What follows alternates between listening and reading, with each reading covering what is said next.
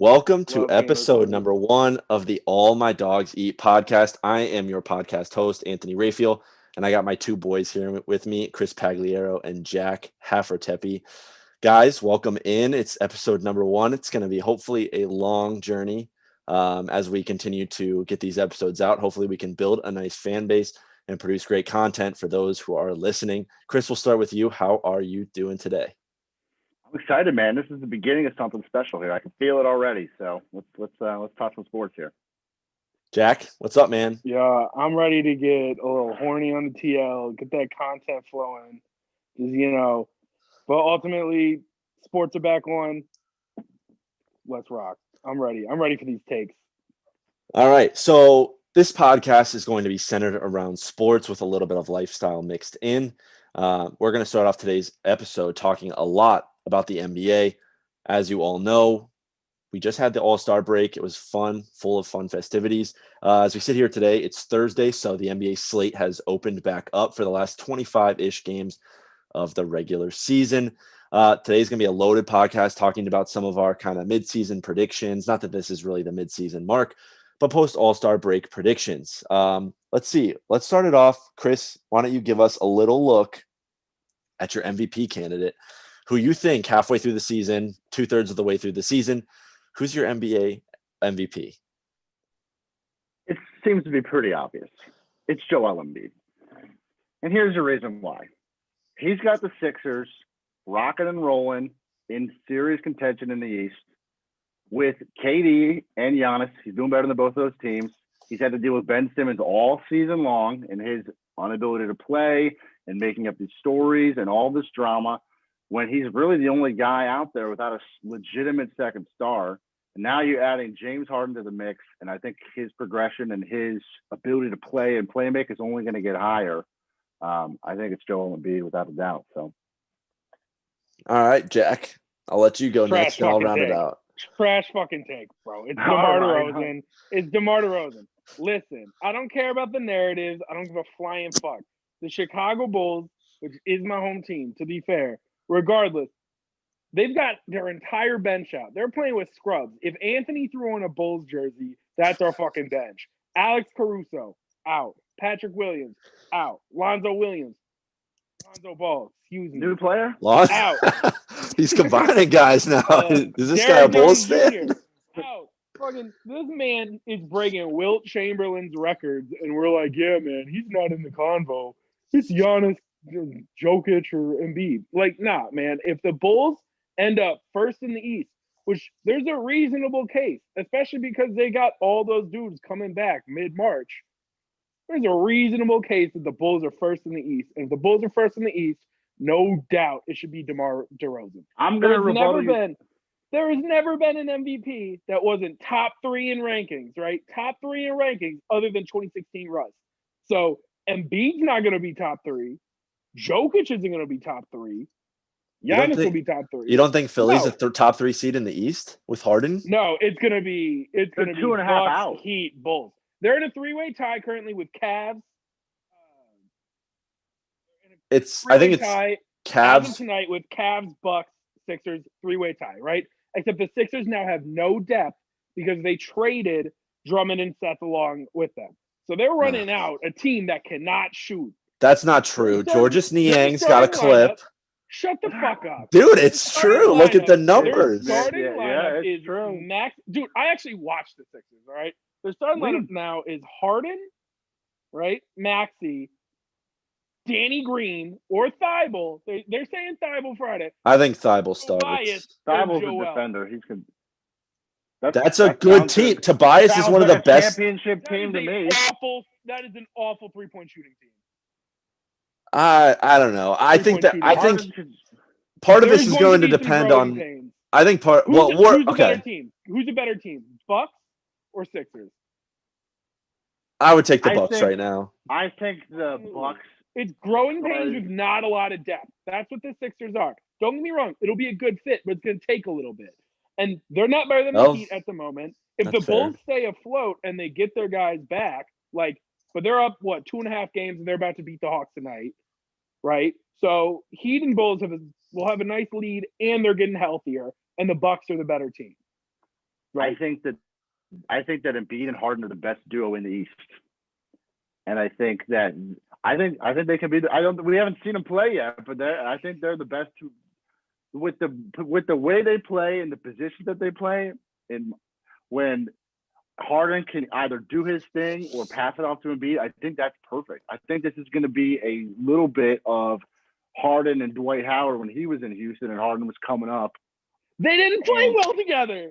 Harden has never played well with a good post. They play well together. First time playing with a legit dominance. Oh my God, bro! You're talking out of your ass.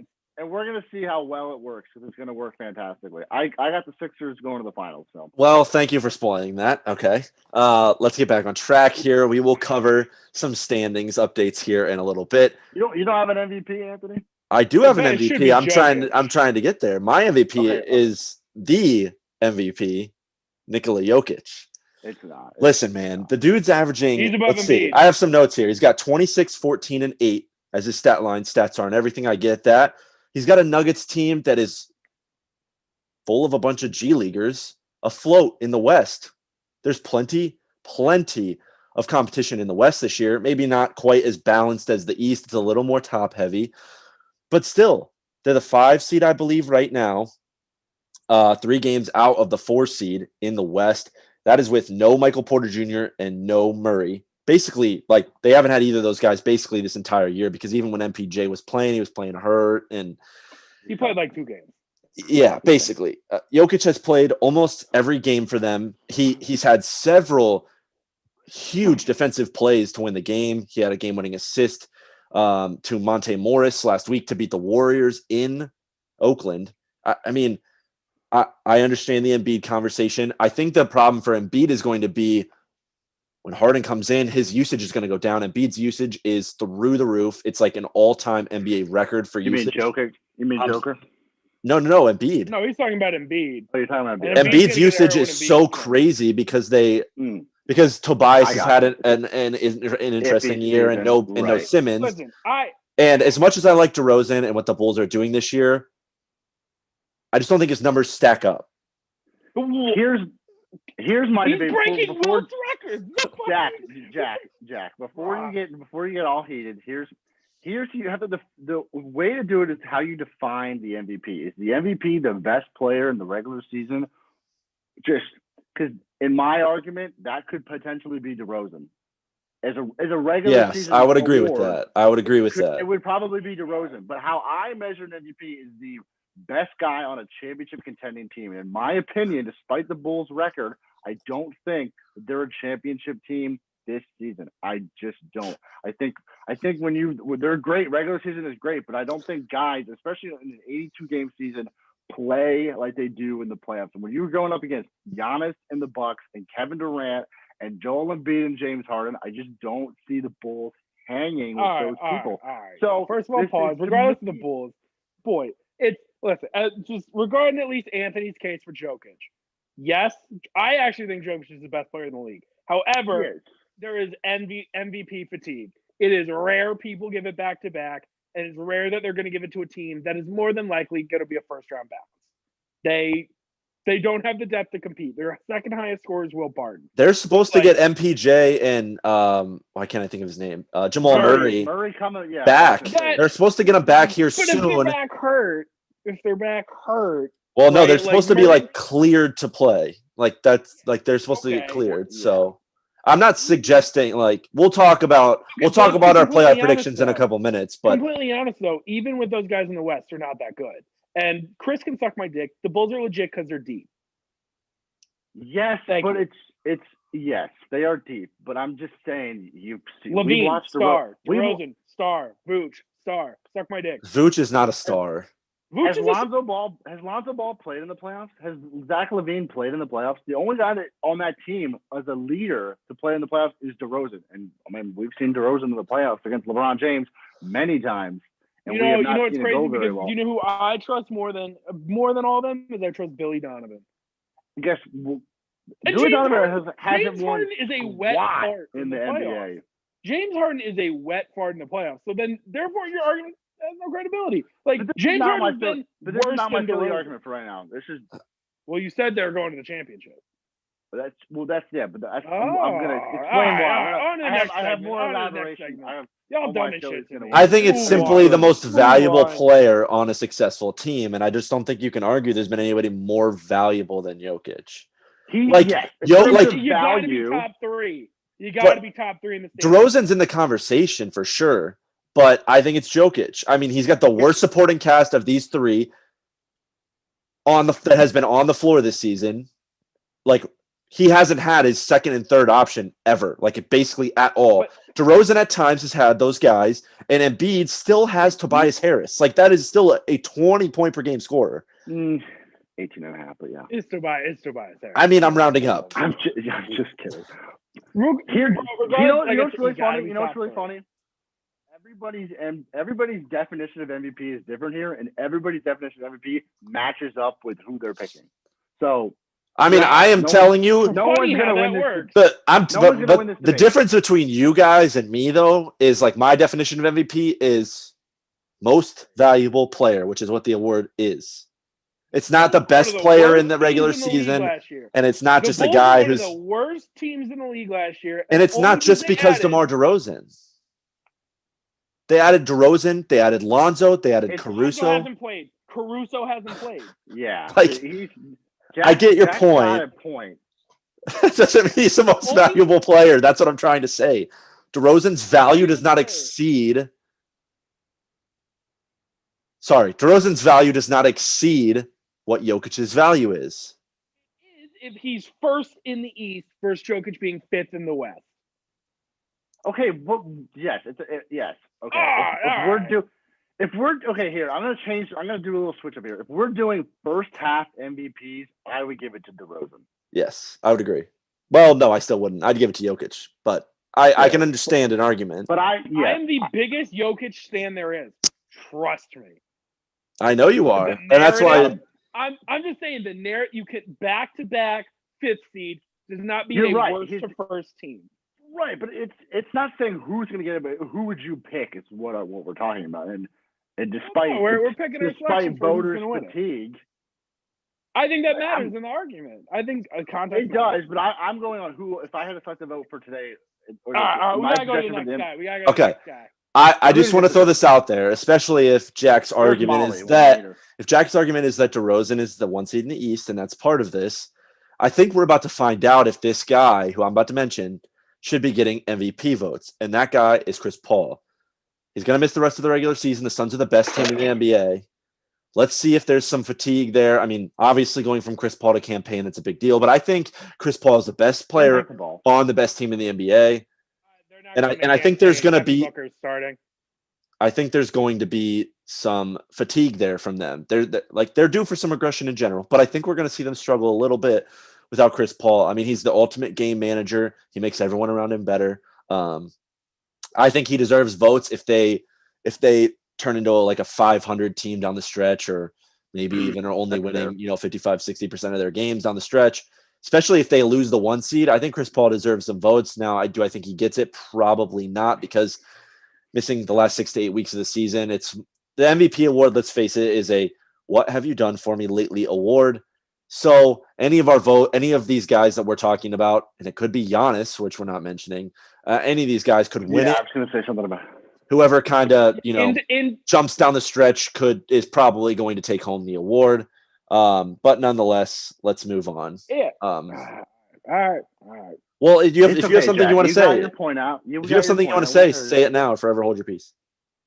Yeah, well, one, you can't win MVP with being out 8 weeks. It hurts KD too, regardless. But it can't just be the 1 seed, because unfortunately you have to have the numbers. Because if you didn't, the Jazz were the 1 seed last year in a loaded West, right? And nobody fucking voted for Rudy Gobert. I mean, isn't CP like a 18-12 guy this year? Yeah, but that's not. I'm gonna look it up. That's not you can't compare that to Jokic. He's not gonna win because he's 15 and 11. I'm just saying, if you talk about value, there are a few guys that bring the value that Chris Paul does, and that's my only point. I think he deserves some votes. He deserves an honorary podcast vote. But on to the next. Fair enough. Okay, let's jump now to the rest of the awards. So we have 6th Man of the Year, Most Improved, Rookie of the Year, Coach of the Year, and Defensive Player of the Year. I'm going to start on this one. So we'll go through. Let's start with our Rookie of the Year. I feel like this should be a consensus. I really don't think it's a conversation. It's Evan Mobley, and it's not close. Jack, do you agree with that? I agree, but second half of the year, if Josh Giddey keeps putting up triple doubles, I mean, well, we'll see because Shay's coming back. So but the dude, he was having triple doubles even with Shea, and he's been getting better every game. He had one with Shea, and it was like a 10. He had it was like 3. I'm pretty sure that was his triple double with every 0 game, points. I think he had a triple double with 0 points when Shea was playing. It was like rebounds, assists, and I thought he had one without points. No, maybe it's just double. No, but it's like 10 points. Yeah, no, but that's how he's been playing. Is he touches everything. I don't get me wrong. I think Mobley is hands down, but I would just say watch out for Giddey with the numbers. But Mobley is another example, I'd say, of like a DeRozan addition where a worst to first. I haven't seen a team with this much impact from a rookie since probably like Tim Duncan Spurs, right? Like he's taken one of the worst teams in the league to a team you don't want to see. I think Scotty and Cade are in the conversation as well, but it's for me. It's Mobley. I was going to mention Cade. I think he's shown flashes of being a potential star. I just think with like Jack said, the impact that Mobley has had on that. And I have a lot to say about this Cavs team because I am a very big fan of them. But it's Evan Mobley. It's just Cade's shooting efficiency. Cade's efficiency hasn't been great this year either. He's shooting like I want to say he was at like 29% from 3 for the first like 30 or 40 games, something like it was ugly. He's putting up the numbers on the stat sheet, like average wise, but the efficiency hasn't been there. And Mobley's even blocking shots and creating opportunities for the offense on defensive side of the ball. So I think it's all consensus Mobley, but I agree, Jack, watch out for Giddey because Mobley's numbers he's not a sexy pick for any award. Him and Jared Allen are very similar to me. Like they're like 14-8 guys every night. Like they have, Jared Allen's going to have his night occasionally. Mobley's going to have his. That's just how the Cavs roll. Anyways, let's go on to, let's do 6th man of the year. Chris, give us yours first.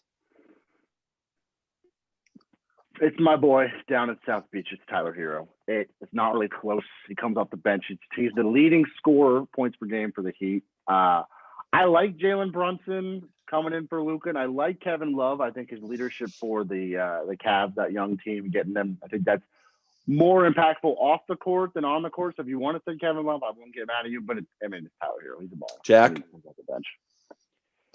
Yeah, unfortunately, it is Tyler Hero. I mean, he's the 4th best player on that team, and they're a championship contending team. I wish I could bring someone else, but I think that's the easiest pick of all the awards. And there's nobody else close. Like that's Giddey and Mobley are closer than Hero and whoever's next. So my problem with Hero is he basically plays starter minutes. Like he does come off the bench, but he plays 30 minutes a night. My vote. Lou Williams though. My vote is, and I don't mean to just be a Cavs homer here. I'm not a Cavs fan per se, but I have Kevin Love. I think his efficiency has been like through the roof. He comes in, he plays like 12 minutes a night. He's averaging like 14 points a night and like 8 rebounds, a couple of assists. He's been really, really efficient for the Cavs, and I think he's been an unsung hero with helping. He's going to help Mobley's development a lot in terms of stretching the floor, pick and pop, pick and roll a little bit. So I think he's done a little more, like you kind of said, off the court as well. I can't argue a whole lot with the hero thing, especially because you're right, Jack, about Lou Will, but I think Kevin Love deserves a couple votes at least for this. He's been consistently coming off the bench as the 6th man for the Cavs and being efficient with it because they're not giving him a ton of minutes every night, but he's making his presence felt. He's shooting the 3 ball pretty well. I think he's shooting like 36 or 37% from 3 this year. I'll have to double check that, but he's been good. Next one, let's go most improved. Jack, why don't you start with this one? I've kind of gone back and forth, but I think, he deserves flowers. I think it should be Darius Garland, if I'm being honest. That was my pick, dude. Yeah. You know what? I'll let you take it because I know the guy. I'll take Miles Bridges. I think Miles Bridges has been unbelievable as well. He has slowed down a bit lately, and the Hornets have started struggling. And, I hate the Hornets coach, but, he's taking a gigantic leap, and he's going to earn the max contract this summer. I'm really interested to see if the Hornets are going to want to pay him because they didn't want to pay him this summer. And my sleeper take is he'll actually leave and go to Detroit. But, I mean, the dude's top 5 most athletic dudes in the country. He's jumping out the gym. Yeah, And he's really stepped up his game. So I'll go with Bridges to let Chris have Garland. I hope he stays just so the announcer can keep screaming with Bridges. Yeah, that's honestly. the only reason why I want him to stay. So I'm rooting for Charlotte and Michael Jordan to make that happen.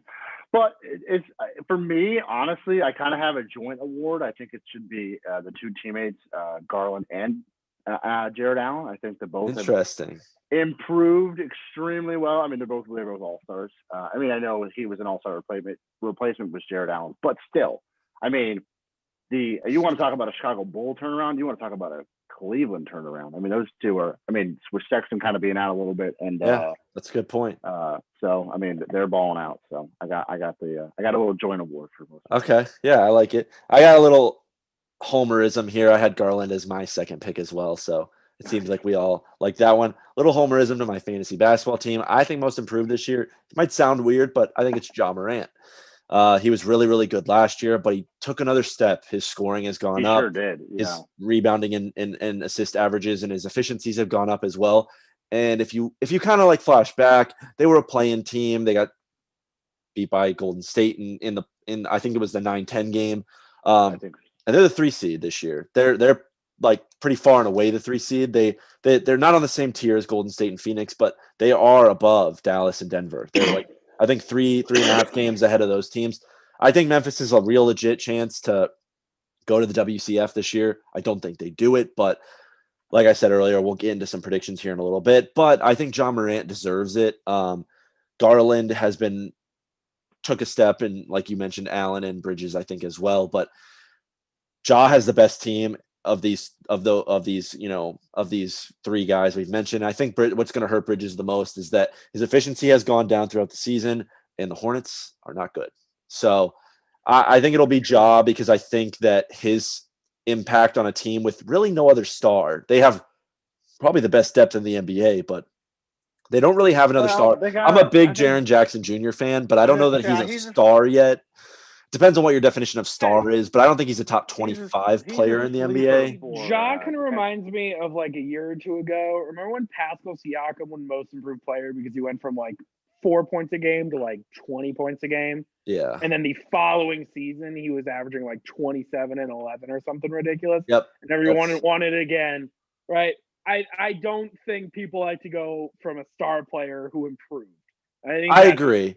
But I just think that'll be what hurts Ja, where I think you want to see the guy who took the massive leap. I think Anthony Simons also deserves some votes for what he's doing in Portland. I agree with that. My only problem with Simons is just who else is taking shots. Like, well I don't think he's undeserving, but he has been really good. Let's move on. DeJounte Murray also deserves some love as well. That's fair. I was going to point him out before we ended. But he had a really underrated year last year, and the numbers improved obviously. Yeah, he's averaging almost a triple double. That much. He's averaging like 20. I think like 21, 9, and 8 or something. He's been really, really good this year. And he's such a San Antonio star. He doesn't say anything. He's very quiet and humble. Well, he can't shoot, so he doesn't talk too much shit. So that's fair. All right, DPOY. I'll go first on this one. I think there's a pretty obvious one. I went a little off the rails, not off the rails, but Jaren Jackson Jr. is mine. Leads the league in blocks, has multiple games. I think more than 5 games with 5+ blocks. And he's averaging 2 blocks and 1 steal per game, which is pretty good numbers, especially with the steal mark for a big man. I know Jack doesn't think he rebounds the ball very well, but he plays really, really good defense. He's an elite rim protector. So JJJ gets my vote, but let's see who wants to go next. Jack, how about you? I'll actually let Chris go. I've got a hot take. Hot take. Okay. I actually had Jaren Jackson as well. I wanted to go a little bit sleeper on this one. I think what is Memphis third in the West? I think that's very impressive. I think when you have Ja scoring and you have Jaren defending, I think that's an excellent duo. So I got Jaren as well. So I'm tired of going. Do you guys know who's number 1 in every defensive metric as a team since January 1st? I'm guessing no. I know who it is, and I'm trying to think of it. I think it's I was just looking at this earlier today. It's not. I think it's Chicago's 1, but I'm trying to think of who's 2. Nope. It's not It is Chicago. the Boston Celtics. Yep. In Ah, every that's who single it is. metric. Darn it. Yep, It's, you're right. Wow. I think it hands down deserves to be Time Lord. So what they've done is they were using him in the middle and letting Horford defend the wing. And what they've done is they switched, where now Horford is now in the paint and he's the rim protector. Yep. Robert Williams is on the wing, and he has been unbelievable. Yeah. He's the best switch defender in the league. He's clamps. He's an amazing closeout defender. I think if they keep this up and they keep up this defensive numbers, I think it's hands down Time Lord. That dude has changed the trajectory of this team. Devin White deserves some love too for changing it. But he has been, because they were one of the worst defensive teams this year, and it just became such a quick turnaround just because of that switch up, and it's because of him. It's not old ass Al Horford. So Jaren Jackson's a good. I just think the problem with like a Jaren Jackson is I don't think blocks like equate that much, because like I said, like it's a Rudy Gobert like situation. Yeah. But yeah, I mean that's my pick. I think we're gonna see that's a pick that's kind of gonna determine how well they play down the stretch. But at least since January 1st, man, there hasn't been a better player. I think ultimately it will be Giannis that wins it, but I think it's Jaren Jackson who. But I wanted to make a Jaren Jackson argument, and going off that, Jack, with the Celtics thing, Marcus Smart deserves some love too. He's had like several games this year with like 3 or 4 steals. Like that's pretty unheard of to just like regularly have more than a steal or two. So I'm not saying that he deserves real votes, but I just mean for the Celtics in like 10 days went from like the 10th best defense to like the second best defense in the league. What I've been they seeing, just went crazy. From what I've been seeing, the general sentiment is Jaren Jackson, Bridges, and Gobert. Those are the top 3. I'm just saying now with the numbers the Celtics are putting up, I think it's Time Lord. Rudy Gobert deserves some love too, but we've just seen it's been the same dance for like 5 years. Like, you want to know who Vegas has as the favorite to win Defensive Player of the Year? It's 100% Giannis. There's no way it's not. It is not Giannis. Jaren Jackson. It's Draymond Green. No, he's not. He's been out too long. Yeah, I would agree. He would be far and away number 1 if he didn't get hurt, in my opinion. This was updated yesterday, so I'm just letting you know. That's interesting. Hey, I'm not betting on him. I'm Who's betting on Robert who's second? Giannis? Rudy Gobert. Really? Giannis So you're telling me I should go put some money down on like Jaren or Giannis? Jaren is plus 900 odds. Wow. What's Giannis, like plus 450? He's 550. Okay. That's really good odds because I think Giannis will win it, especially if Milwaukee keeps climbing. It's crazy the defensive narrative that's changed around Giannis, man. Because when he won Defensive Player of the Year and they got bounced in the second round, everyone was like, he's too afraid to play their best guy. And man, that's turned around. I'm just saying the Giannis narrative since winning the championship has been such an interesting turnaround. Yeah, I totally agree with that. And we have one last one, Coach of the Year. Chris, go for it. I have a 3-way tie. I'm going to pick one. Of course you do. But I just want to point these guys out because I think they all. Yeah. There's like 5 or 6 that deserve a vote. I got Mr. Bickerstaff up in Cleveland. Okay. He deserves some love. I think Billy Donovan deserves some love. But I'm going to go with Taylor Jenkins of Memphis. Nice. I like that. Okay. A little bit of a turnaround for Memphis. I think they went from a team in the West to, I don't know if they're technically in title contention yet, but I think the development of John Morant, the development of Jaren Jackson, I think the rise of Desmond Bane as well. I think Memphis is a fun team to watch, and I wanted to get a little bit away from the Cleveland Love Fest that we've been having here. So I'm going to go with Taylor Jenkins. All right, Jack, you're up. Just tell us it's Billy Donovan. It's Billy Donovan. Yeah. No, it's not. It's the guy who should have won it last year. It's Monty Williams. It's hands down Monty Williams. Should have won it last year. Best team in the West. Ultimately, like this next stretch without Chris Paul determines like how well of a coach he is. But he should have won it last year. He'll win it this year. The only other coach I want to give a little bit of love to is also Jason Kidd. Okay. That's I don't like that, but okay. He's a bit of a piece of shit, but I just don't. Dallas has turned into gone from a bottom 5 defensive team to a top 5 defensive team, and basically with the same roster minus Kristaps now. Like he's pulling good defense from Luka, from what? Who's the point? Brunson, Dorian Finney-Smith, Kleber. Like these are not Defensive Player of the Year guys, and and I'm pretty sure advanced metrics, it's like them and the Heat who have held teams to who have held top 15 teams to lower points per game than the bottom 15 teams. Like they Interesting. step up against better teams, and That's interesting. I'm not a Jason Kidd guy, but you got to give him flowers for taking their biggest flaw last year and turning it around. But it's Monty Williams. Question for you guys: does Eric Spoelstra deserve any love? Well, that's a good question, Chris, because he is my coach of the year.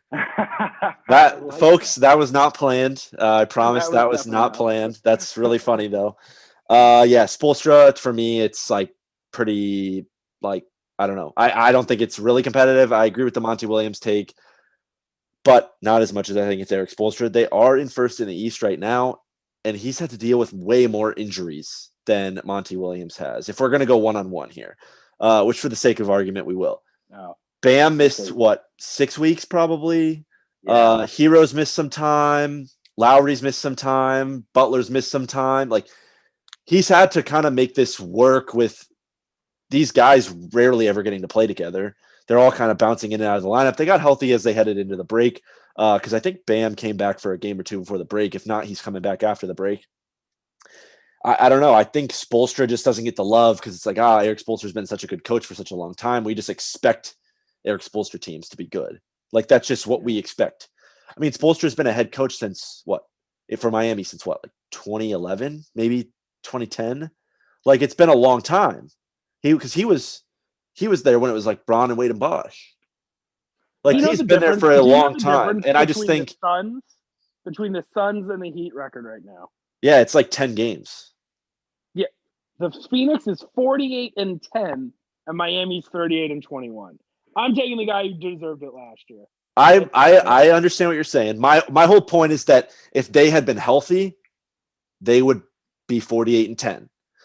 And the fact that they had like up until this Chris Paul injury, Monty Williams hasn't had to deal with anything besides losing DeAndre Ayton, who was literally replaced by Bismack Biyombo. Like it was never like he was never gone. Isn't that more of a credit to coaching? I mean, I guess a little, but I just think that's more of a tease to like Ayton not being that good. I think that's more of what it is. I think it's. I mean, I believe Ayton's a fraud? Yes, but the general sentiment around the league is he's good. I just think Monty Williams is a better record, and truly, how he's going to be without Chris Paul is going to be the determining factor. Yeah, but I think it's also helped develop Mikal Bridges. Like he's shown that he's good at coaching young players as well. So we'll see. I think it's Spoelstra, but to each their own. I won't die on the hill that it's Spoelstra. I think Monty Williams is very deserving of that as well. So on to the next part of this, which is going to be talking about our favorite young core. And then after that, we'll head into some standings talk. But favorite young core, I thought this would be a fun, I don't know, like a fun little thing to kind of talk about. I'll start, and I've had some serious Grizz and Cavs homerism on this show so far today, and it's not stopping there, folks. It's not, because I have a two-way tie with Memphis and, you guessed it, Cleveland. Desmond Bane and Jaren Jackson Jr., and then in Cleveland, obviously Garland, Mobley, and Allen. Now, this is a group of 2 to 3 guys that are under 25. They're the 3rd seed in the West, the 4th seed in the East. These two teams have been spectacular this year, above, I don't know that I would say above expectations for Memphis, but I think they've gone above expectations at least a little bit. I don't think they were projected to be the 3 seed in the West this year. I just don't think there's a lot of duos and trios that are at least more enticing than these two right now.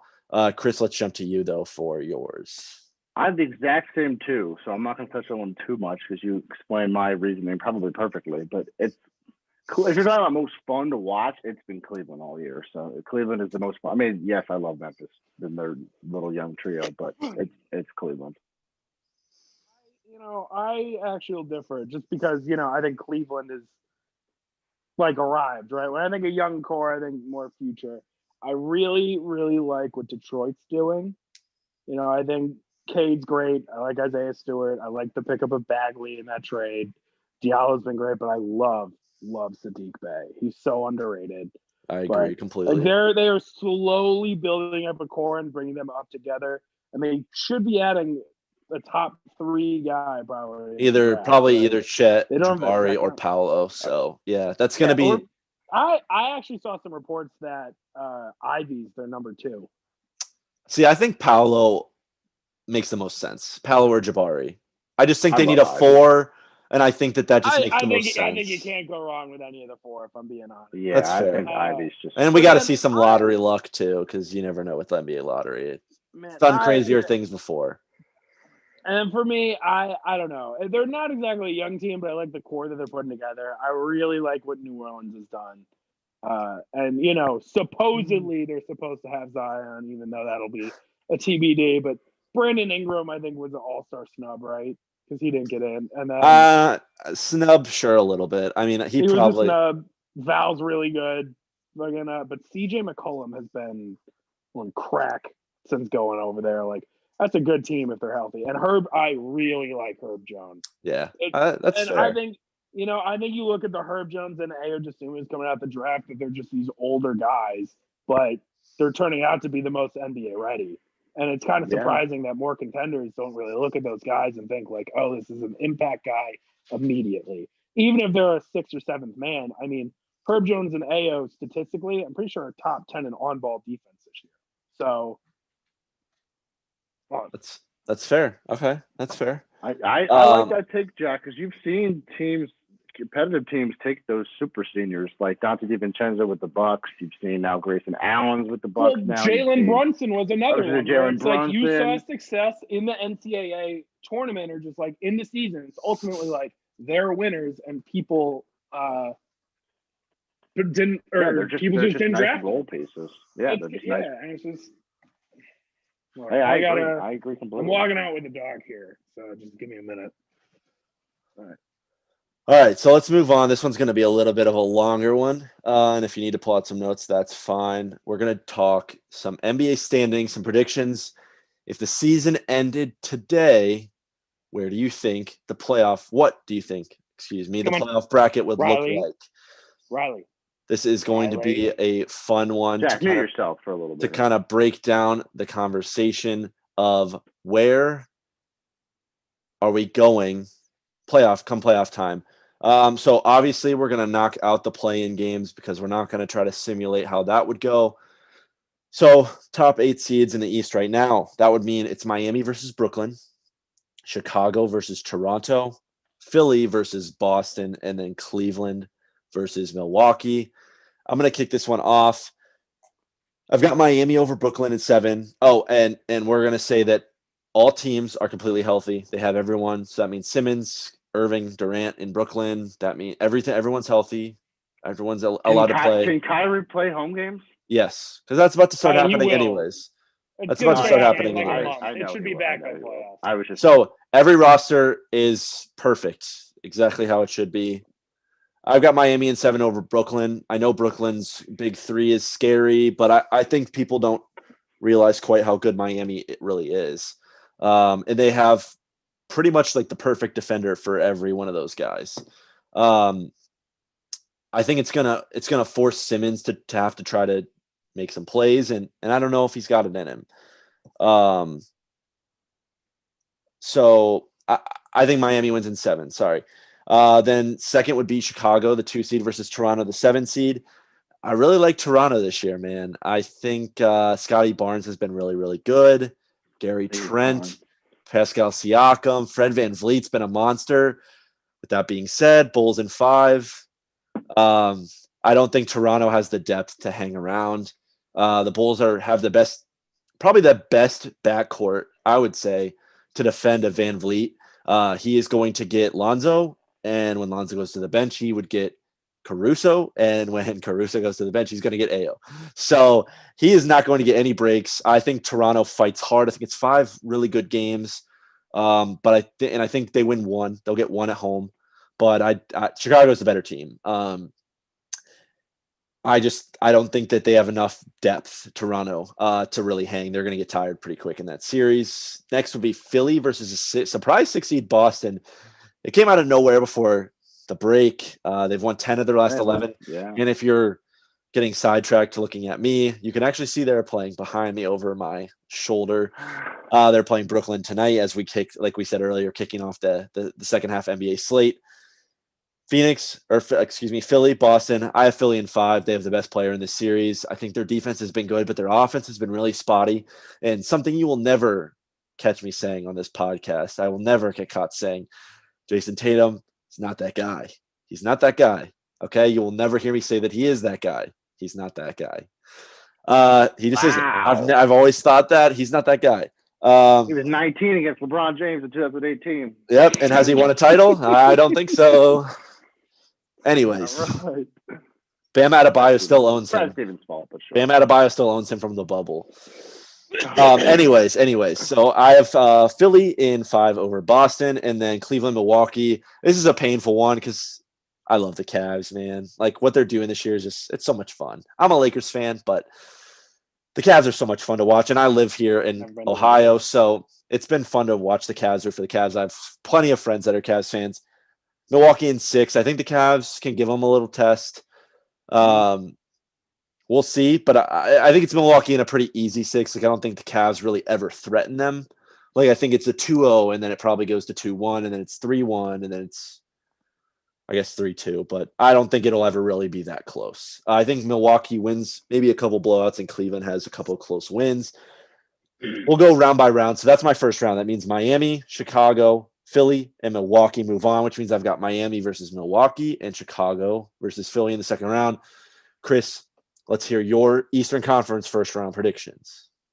You got Kevin Durant, Kyrie Irving, and Ben Simmons, and some shooters playing. This is going to be the best series in the first round and maybe in the playoffs. In several years, I would add a first round matchup 1-8. I would now.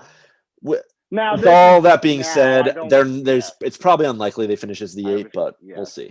I was just gonna. Well, I'm also saying that like everyone's healthy, and that's not the case. So never mind. Just some context with Brooklyn, because while the vaccine is being lifted, that probably isn't going into effect for another 4 or 5 weeks.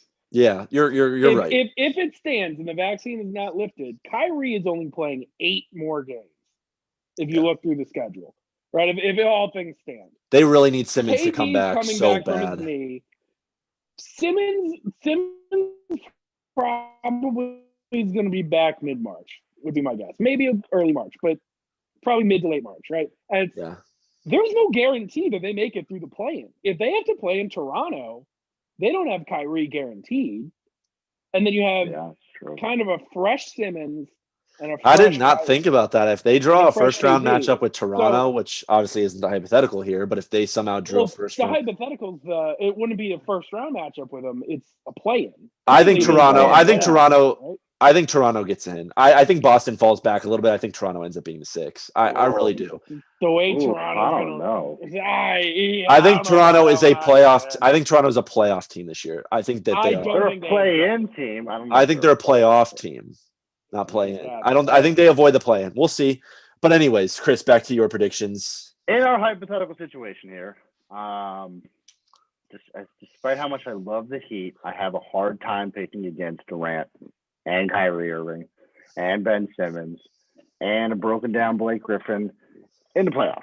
So you didn't please. Okay, you can have that point, but you cannot add Blake Griffin to your argument. I wanted to say, you can add Seth Curry. That's fine. Broken down. You can even broken down Blake Griffin. Like, don't throw him in there. Yeah, I still got the Nets. I still got Kevin Durant. I think it's fun. I think it's a close series. I think it's super, super fun. I have a hard time seeing Kevin Durant lose 4 times in 7 games in the first round. I also don't think they're going to be an 8 seed, so I don't think that matchup will even happen. But we'll move forward. I think they'll be I think they'll be in that playing group. I just don't think they'll have the guys. I think it depends on Durant's status. I think Durant is more important to that team in terms of his health than anybody else. So I think it's really going to weigh on his health status. If he's iffy down the stretch and in the season, then yes, there'll be a play-in team. But if he's fully healthy and ready to go, I don't know his status. So it really just depends on Durant. I think Durant can carry them. I think at this point, what are they, 3 games behind the Boston Celtics as of right now? Listen, you put in yours and I'll have all my thoughts and my picks. All right, I'll go quick then. I got Bulls over Raptors in 6. I think the Raptors are fun, but I think the Bulls are a little bit more well coached, well managed, and if they're healthy, I think they'll be fine in 5 or 6. I got the Sixers finally beating the Celtics in the dang playoff series. I think beating Harden's going to be hard to bounce. I think a lot of the Celtics are starting to bounce back. Let's see if they can hang on to that. And then Cavs, Bucks. It's not going to be close. As far as the Cavs have been, it's going to be Bucks probably in 4 or 5. Okay, so that means you have Brooklyn versus Milwaukee in round 2. And then you have Chicago, Philly in round 2. Okay. Because the NBA doesn't reseed, so it's just a It's not straight the bracket. NFL. It's Nope. Yeah, like I said, I don't think the Heat and the Nets will necessarily play each other. Like I said, I think the Nets are going to be a playing team, so to be fair, that could be the 8. But it's tough because I'm going to go Heat. I just think the Heat, if fully healthy and they're there, I just think they play bully ball, and ultimately, I think the Nets are kind of soft. And I think Bam presents so many problems for Durant. They're just going to leave Ben open, and Jimmy's going to be the worst trash talker in the league. But Kyle Lowry is really a difference maker on that team. But, like that's one where it truly could be either or. But I'm just going Heat for the sake of being different because I'm special. The Bulls are going to wipe the floor of the Raptors. They've got no depth. You don't understand, man. Like I was saying earlier in the pod, like Caruso's coming back, Patrick Williams is coming back, Derek Jones Jr., and I'm missing one more. And it's like Lonzo. Our starting point guard. Sorry.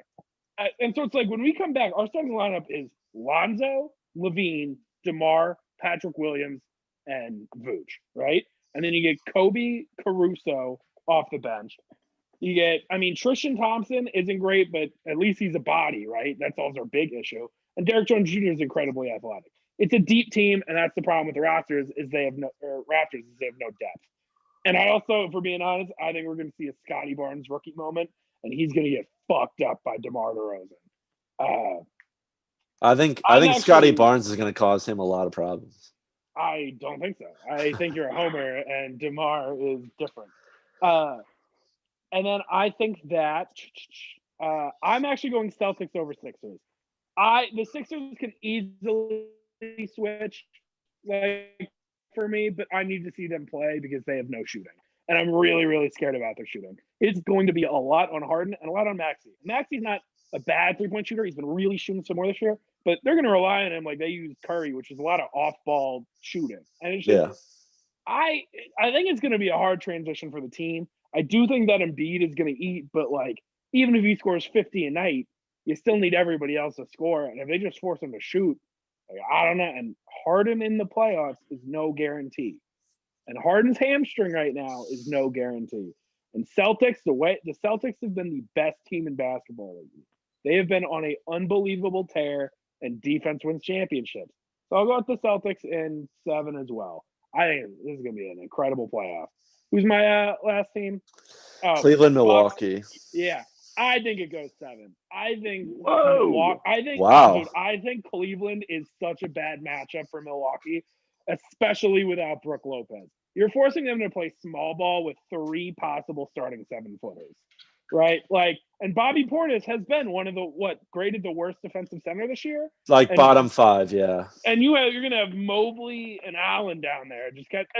And so if you get fully healthy too, you're rocking out Garland, Levert, Okoro. We're going off the basis. We're going off the basis that Sexton probably doesn't come back this year. I thought he was coming back, but I was just saying that you get one of the 6-minute that's one of the best just scorers in the league efficiency wise off the bench. I think Cleveland just causes a lot of problems for Milwaukee just because of size. I then think Cleveland would get figgy fucked up by Embiid, but size-wise, that's a bad matchup for the Bucks. That's fair. That's totally fair. Very fair. Very fair. All right, so second round then, I have Miami versus Milwaukee, and I have Chicago versus Philly. Giannis is the best player in the NBA. Milwaukee in 6. I think Miami's really, really good. But I think Oh, Jesus Giannis is Christ. just that dude, man. Like he just doesn't. Did you say the Joker was the best player in the NBA about 20 minutes ago? Well, Best player in the East, maybe. he's the most valuable player in the NBA, but I think Giannis is the best player in the NBA because Giannis is an elite defender and is offensively what Joker is on at least points per game basis. I think Milwaukee actually has a lot of pieces this year. You've got Giannis, Bobby Portis has been pretty good from downtown, being able to stretch the floor. Chris Middleton, really good. Drew, elite defender. Drew could very, very easily, handle just about any of the guards that Miami can throw at them. I think it's an interesting matchup. I like Milwaukee in 6, like I said, and then Chicago and Philly. So I'm sorry, Jack. I have Philly in 7. I think they have the best player on the floor in Joel Embiid. 2 best players. And honestly, maybe the second best player in Harden. Depends on what Harden shows up. If it's 25 and 12 Harden from last year, Brooklyn, from a little, the tail end of Houston, they have the best 2 players on the floor. And they have nobody that can guard Joel Embiid. They just don't. There's nobody that can guard him on that team. JoJo just seems like he's on a little bit of a run this year to just kind of like dismantle everybody. We'll see, but that's what I'm rocking with. So my Eastern Conference Finals is Milwaukee and Philly, and I have Milwaukee in the NBA Finals, which we'll talk about the finals a little bit here in a few. Chris, you're up for your Eastern Conference. Now I have Brooklyn versus the Bucks, but Jack brings up an interesting point. It very easily could be Miami Cleveland. I think Jack brings up an interesting point with Brook Lopez and the lack of size for Milwaukee. But I'm still going to stick with my picks. A little bit of a rematch here. I got the Bucks in 6. I think the health status of the members of the Brooklyn Nets are a little bit more shaky than the defending champs, so I'm going to go with the defending champs rolling in that one. Well, we're going on the basis that everyone's healthy for the whole playoffs. Fully healthy. Unfortunately, health plays a factor though. Like I'm just saying, like dudes who are more hurt matter. But I'm just saying, like we're living in a fantasy land here today on this podcast. I'm taking Giannis in fantasy land too, so I'm going to go with the Bucks. Yeah, I think that's the right pick. That's the right pick. I got the Bucks going, and then I got I have Sixers Bulls as well. I don't think it's close. I think Embiid is the best player on the floor. I think James Harden is A. I think if Embiid is 1A, I think Harden is 1B, and I think DeRozan's fucking crap, dude.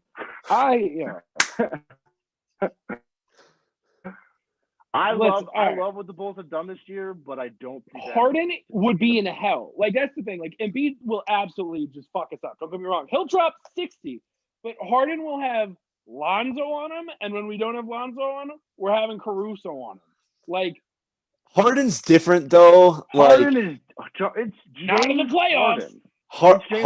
Harden isn't Fred VanVleet though. Like you can slow down and shut down VanVleet. If we're talking like full power Harden here, like I get what you're saying.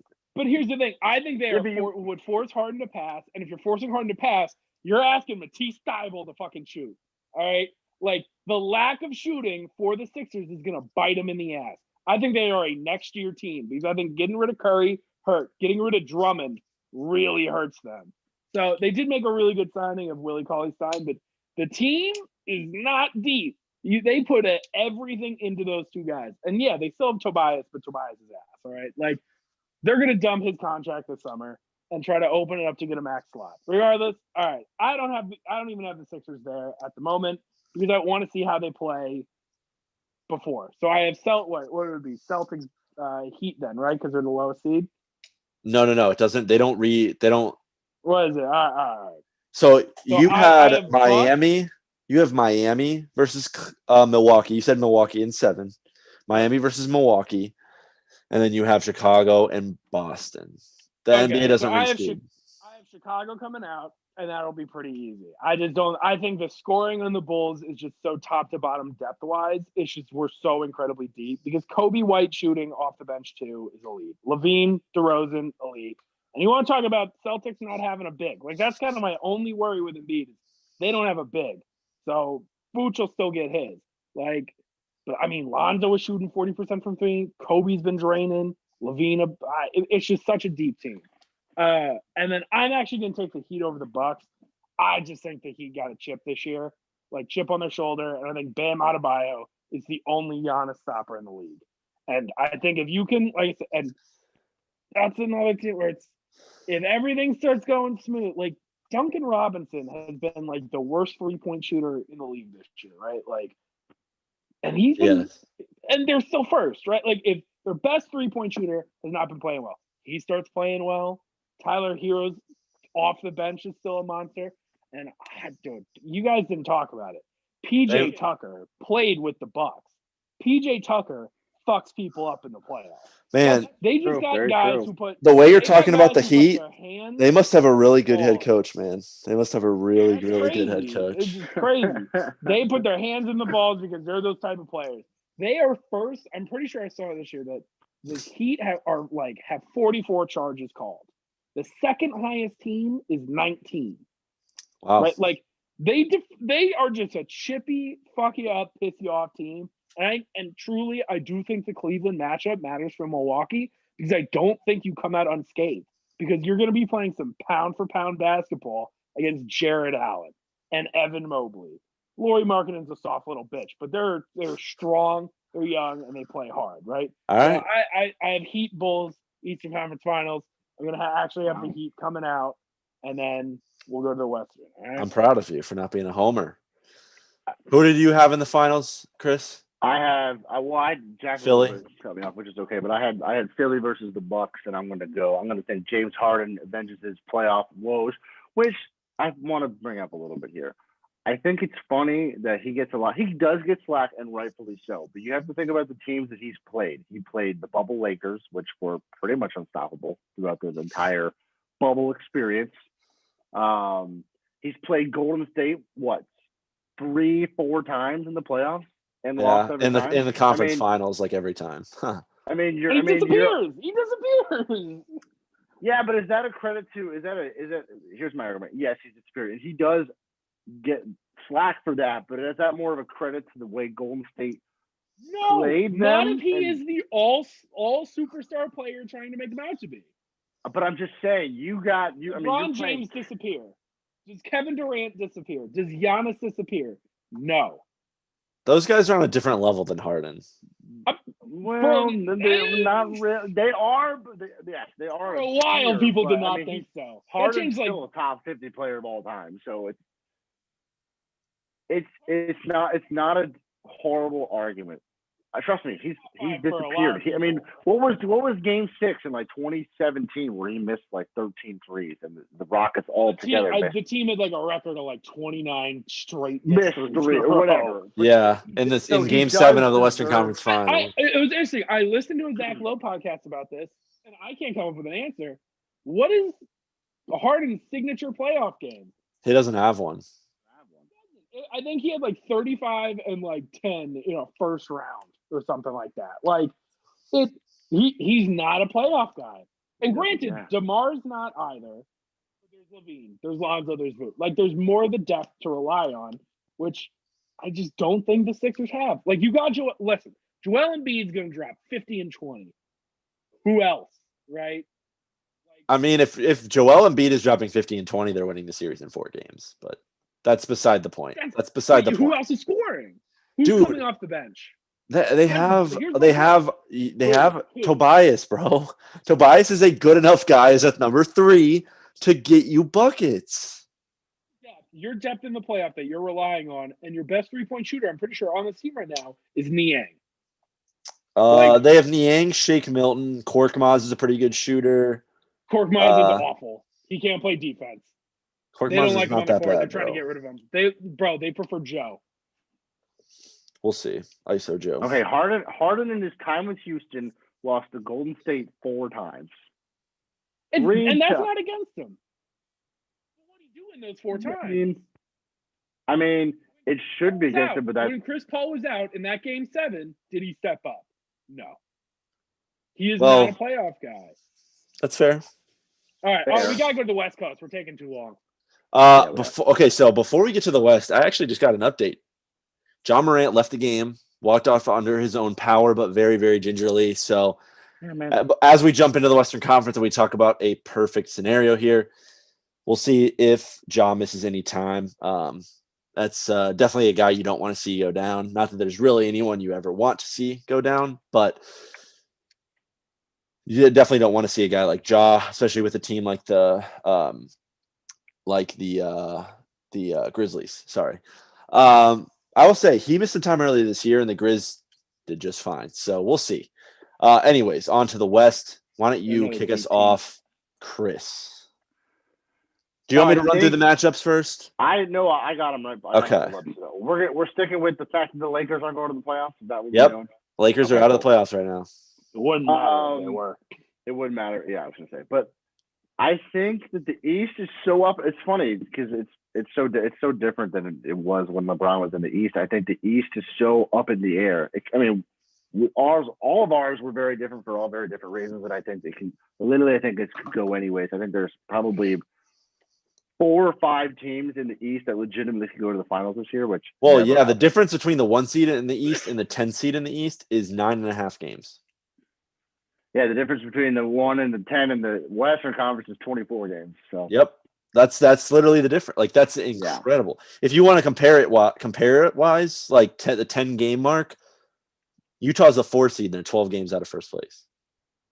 Yeah. And the 10 seed is 9.5 games out of first in the East. The East is deeper, but the West has a champion in it this year. It sure does.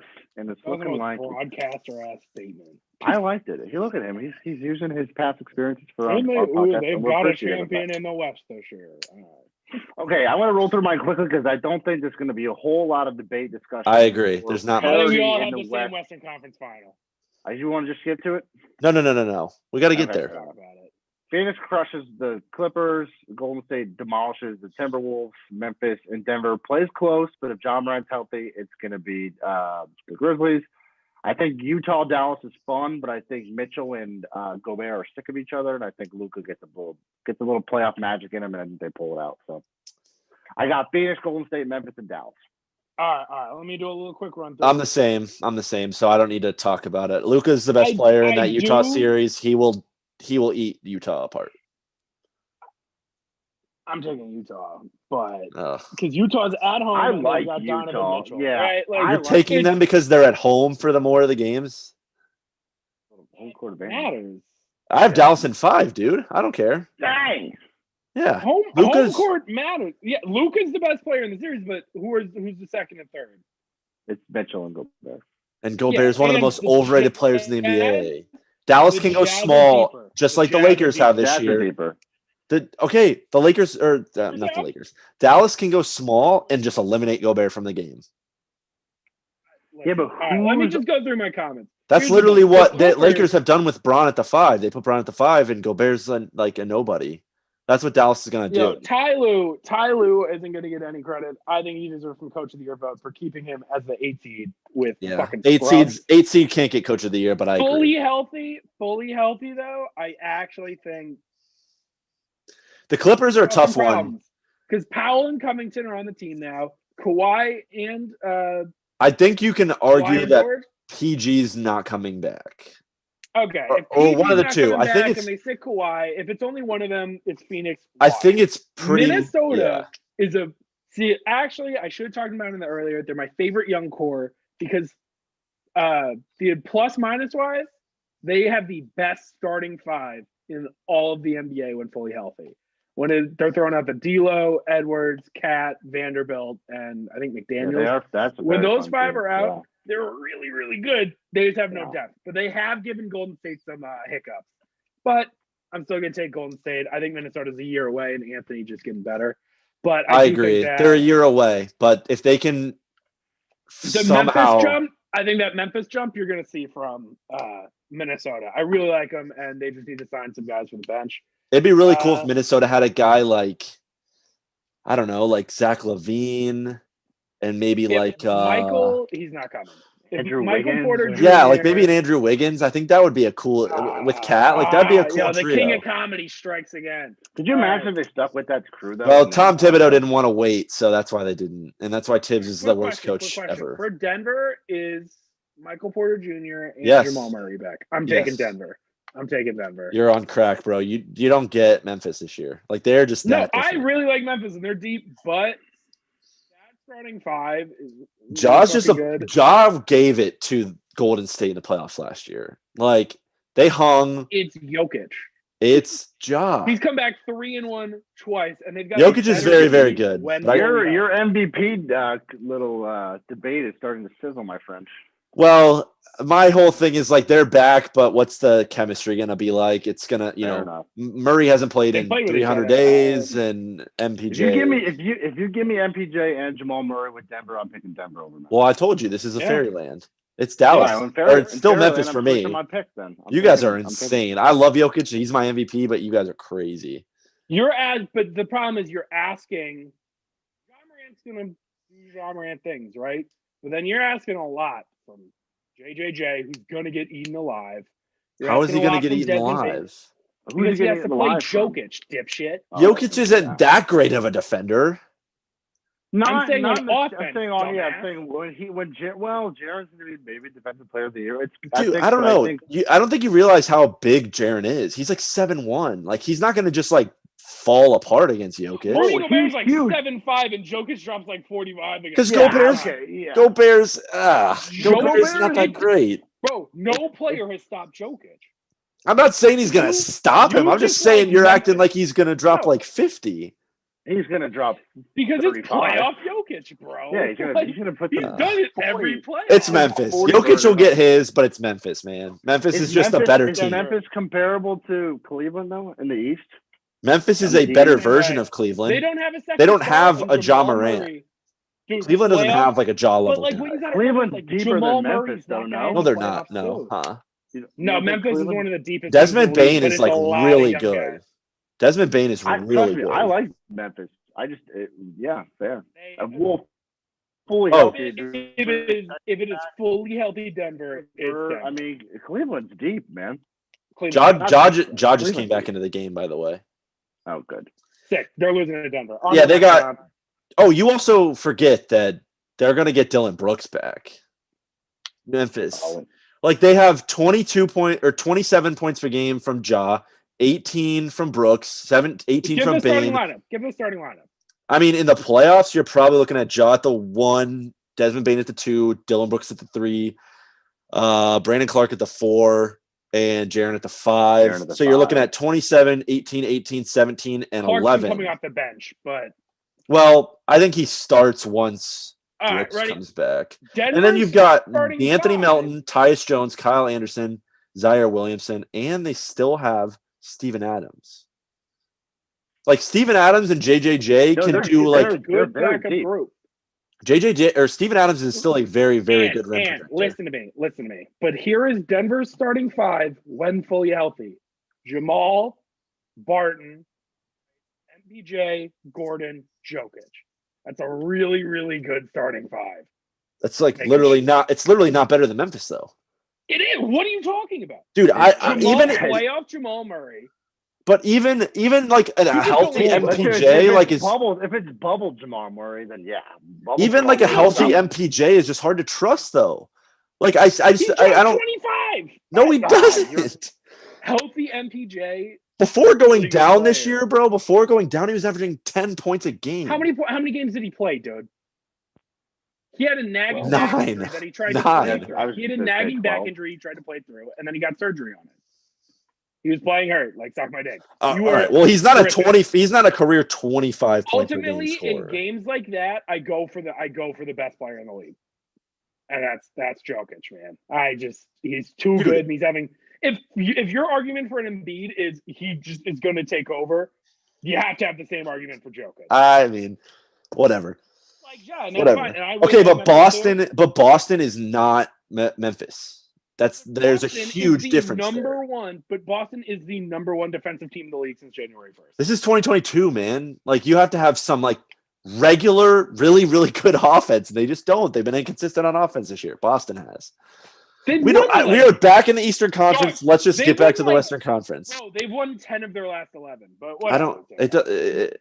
they're beating the You just like teams you like rather than what's going on now.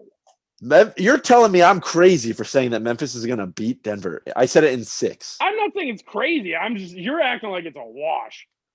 I said Memphis has Memphis. won. I got Memphis in 6. It's not like a freaking. I'm not saying they're going to pound Denver into the earth, but Denver has stars and Memphis has only one. Denver's starting 5 is better than Memphis's, but Memphis is deeper than Denver. So Denver really is way more top heavy. Denver's bench just doesn't compare. It comes down to, but it comes down to starting here's 5 going to play. Exactly. We're spending too much time on this. That's great, but it comes down to the star players. And if you have Jamal Murray and Joker, I'm taking them in 6 over Memphis. I don't care who's that home court advantage. I don't know. That's fair. I think Jamal Murray's like a little overrated. Like not in the playoffs. Like it's Jokic. Jokic is like a tier 1 star. Ja's a tier 2 star. I think Jamal's like a tier 3 or tier 4 guy. In the NBA in general. I agree that he's tier 3, but I also think Michael Porter Jr. is. I would argue that like Desmond Bane, Dylan Brooks, and JJJ are all in like the realm of Murray. No, the fuck. From a scoring perspective. They are. Jesus Karen. Christ. Go study some football. This is not your sport, bro. Dude, yes it is. Jamal Murray's good. He's really good in the playoffs. He's better than all those guys, but I'm saying the difference is like a 24 and 25 point per game sport type guy in the playoffs. Like a 15. Right. Right? I'm not okay. Jaren Jackson averages my apology. Let me take a step back. Jamal is clearly the 3rd best player in this series. But I think without a question that Memphis has the next 3 guys. Like it's Jokic is 1, Ja's 2, Murray's 3, and then it's sleeping on Aaron Gordon defensively. I think you're really sleeping on MPJ's scoring ability. And I am fast asleep on MPJ. Like I'm snoozing, Will bro. Barton has been an absolute bucket this year as well. Your MPJ he's been a very nice bucket for Denver. All right, we need to move on. Just move on. Whatever. Okay. Wrong and it's fine. Do all roads lead to Golden State Phoenix? Yes. Okay, fair. I have both winning in 6. I have, I think a competitive series, especially. Well, now that you guys have Denver there, are you picking Denver to beat Golden State? I was gonna. What? Why? Because Golden State's still a star players, Anthony. Hold on. Oh yeah, because Denver would play Golden State. I don't know. That's tough. Like Golden State, but like Golden State has slowed down. Like they're not on the same tier they were at the beginning of the year. I mean, they're 6.5 games out of first place here. They're like Golden State and Memphis, I think, are closer than Golden State is to Phoenix. Listen, man. I have Golden State in 6, so before you call me a Grizz homer, I have Golden State in 6. But I think Golden State and Memphis are closer than Golden State and Phoenix. Especially Steph has just been like really. Right, ready? Here's the thing with Golden State. Draymond's coming back, and a really underappreciated part about that team is Wiseman is coming back. I was just going to say that. He replaces Kevon Looney, and he's like a 12-7 guy. But I don't trust Wiseman. I just want it to be out there. I don't care if Wiseman's back. He is nothing to me. Nothing. He's a really good transition center, which is what the Warriors. Yeah, he's a 7-foot pole down, and he's in the fast, lane, and he can move. But you guys aren't going to convince me he's in it. He's played like 30 games in the last like 3 years. Like once he comes back and I see him play, like maybe I'll change my opinion. I'm not going to talk about like who wins this series because they have whether or not they have James Wiseman. That's an important part for their bench though. So Draymond is back. Draymond's back. That's what they've been playing with lately, right? So you get those 2 back.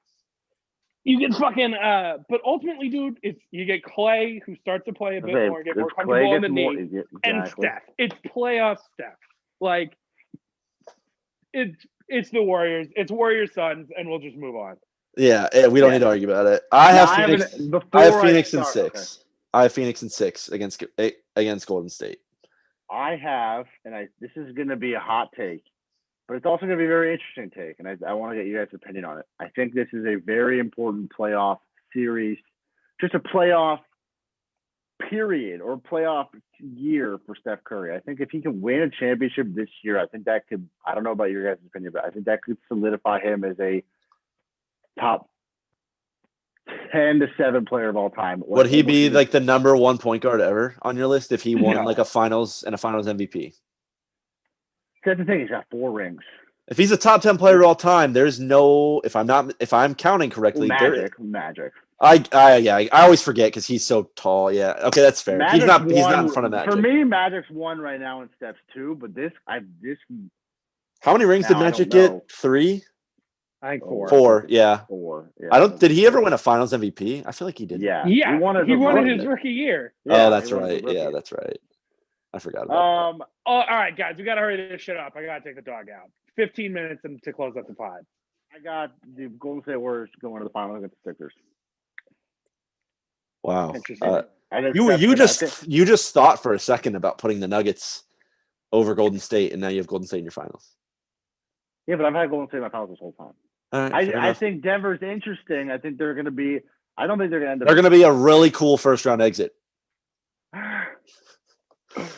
Go ahead, Jack. Let's get to the finals. Yeah, this fucking dickhead is talking about like it's 1 player in depth. The Memphis Grizz are not like that. You're acting like it's like it's not just depth. depth. Didn't you want to move on? These guys are like almost 20-point per game scorers, and you're calling them they're not. depth. They're 15. Go watch football, Anthony. All right. I'm giving you numbers. I'm looking at these numbers and I'm giving them to you. All right. I'm not making shit up. I'm going Phoenix because when they have Chris Paul, they are a unit. Mikal Bridges is the Defensive Player of the Year candidate. You got Chris Paul, Booker's cooking, Bridges, and then Aiden is still, while he's overrated. Did you see that stat today that Booker's shooting 75% from mid range in like the last 5 minutes of the fourth quarter this year? No, didn't see that, but he's nice. Like the team, 75%, and they're really that's well insane. coached. Who's the better mid-range shooter, him or DeRozan? D-Book. DeRozan is no. I'm kidding. I don't think D-Book's really that guy. I don't know. D-Book doesn't offer a lot. I don't get the. There's some people that think he should be like in the MVP conversation. I don't get it. No, he's really good scorer, but he doesn't offer anything. He doesn't offer anything else. I think he's the number 1. But I think he's like a bottom of the list, number 1. Whatever, it doesn't matter. Okay, final picks. Let's run through it. I have Milwaukee and Phoenix. Phoenix gets their revenge this year. Phoenix in 7. They get their revenge. And I'm going CP gets his ring. He gets a finals MVP, solidifies himself as the number 2 point guard of all time, at least until maybe Steph wins another one. I think CP does not get enough love, dude. Just because he doesn't have the accolades, but which I get. Maybe not the number 2 point guard ever. Since he's been there last year. He's top 5 all time, especially if he solidifies it with a with a ring. Number 2 point guard all time. No. I said top 5. Oh, okay, yeah, that's fine. I mean, I personally wouldn't, but that's fine. I would go.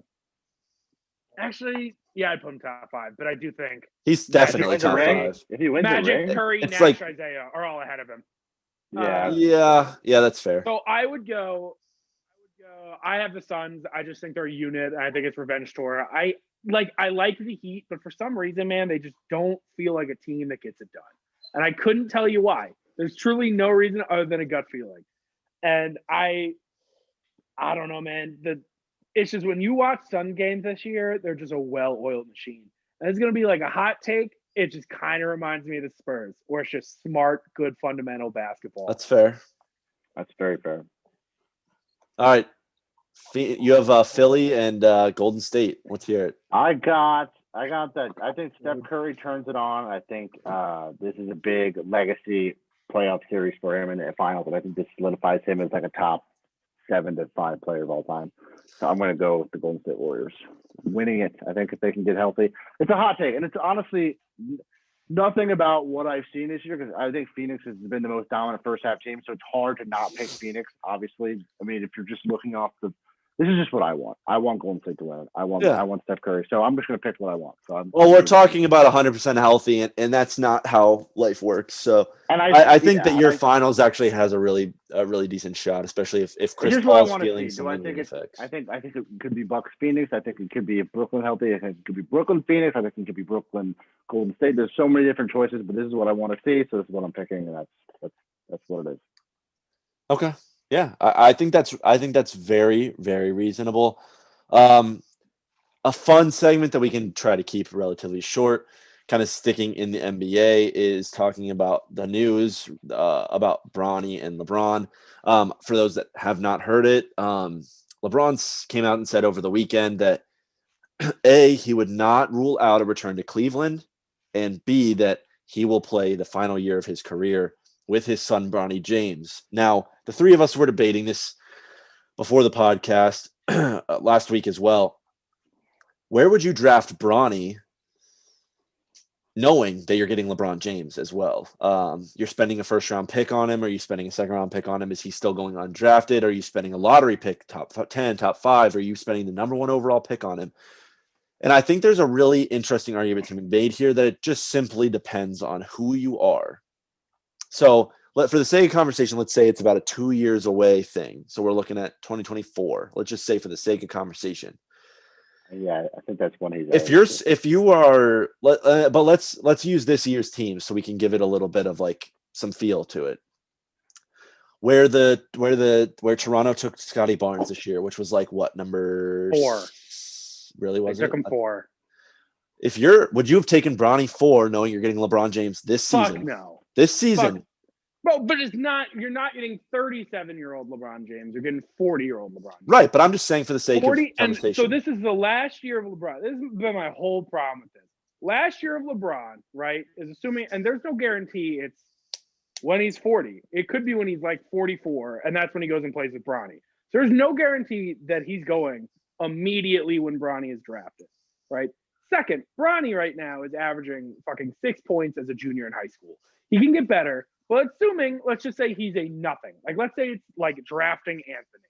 Like, he is just the 15th guy on the bench, right? So the only reason you do it is ticket sales for, like, let's say a 15 points per game, 43-year-old LeBron James, right? You think LeBron will be down to 15 points a game? For his last year, dude? I mean, I understand that this is not – you can't just, like, directly make this and just have it be a thing.